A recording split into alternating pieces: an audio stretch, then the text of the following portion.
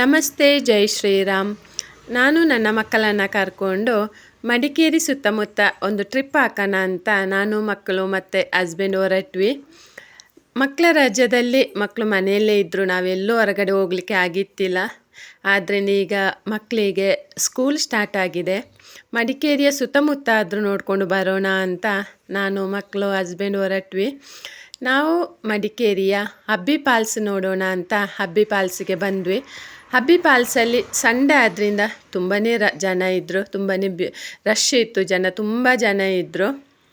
ಹಾಗೆ ನಾವು ಅಬ್ಬಿ ಫಾಲ್ಸಿಗೆ ಇದು 2ನೇ ಬಾರಿ ಬರ್ತಾ ಇರೋದು.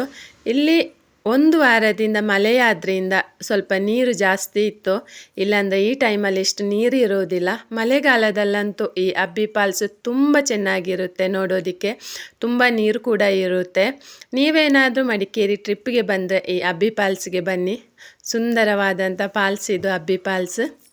ನನ್ನ ಮಕ್ಕಳು ಕೂಡ ಫಾಲ್ಸನ್ನು ನೋಡಿ ತುಂಬ ಖುಷಿಪಟ್ಟರು. ನಾವು ಕೂಡ ಎಂಜಾಯ್ ಮಾಡಿಕೊಂಡು ಅಬ್ಬಿ ಫಾಲ್ಸ್ ನೋಡಿದ್ವಿ. ಅಲ್ಲಿ ನಾವು ಕೂಡ ಫೋಟೋ ತಕ್ಕೊಂಡು ವಿಡಿಯೋ ಮಾಡಿಕೊಂಡು ಅಲ್ಲಿಂದ ಮುಂದೆ ಕುಶಾಲನಗರಕ್ಕೆ ಹೋಗೋಣ ಅಂತ ಯೋಚನೆ ಮಾಡಿಕೊಂಡ್ವಿ. ಅಲ್ಲಿ ಕೂಡ ಸ್ವಲ್ಪ ಪ್ಲೇಸ್ಗಳನ್ನ ನೋಡೋಣ ಅಂತ. ಮಳೆಗಾಲದಲ್ಲಿ ಈ ಅಬ್ಬಿ ಫಾಲ್ಸ್ ತುಂಬ ಚೆನ್ನಾಗಿರುತ್ತೆ ನೋಡೋದಕ್ಕೆ, ತುಂಬ ನೀರು ಇರೋದ್ರಿಂದ ನೀವು ಮಡಿಕೇರಿಗೆ ಬಂದರೆ ತಪ್ಪದೆ ಈ ಅಬ್ಬಿ ಫಾಲ್ಸಿಗೆ ಒಮ್ಮೆ ಭೇಟಿ ನೀಡಿ. ಅಬ್ಬಿ ಫಾಲ್ಸ್ ಮಳೆಗಾಲದಲ್ಲಿ ನೋಡೋದಕ್ಕೆ ಮಾತ್ರ ತುಂಬ ಚೆನ್ನಾಗಿರುತ್ತೆ.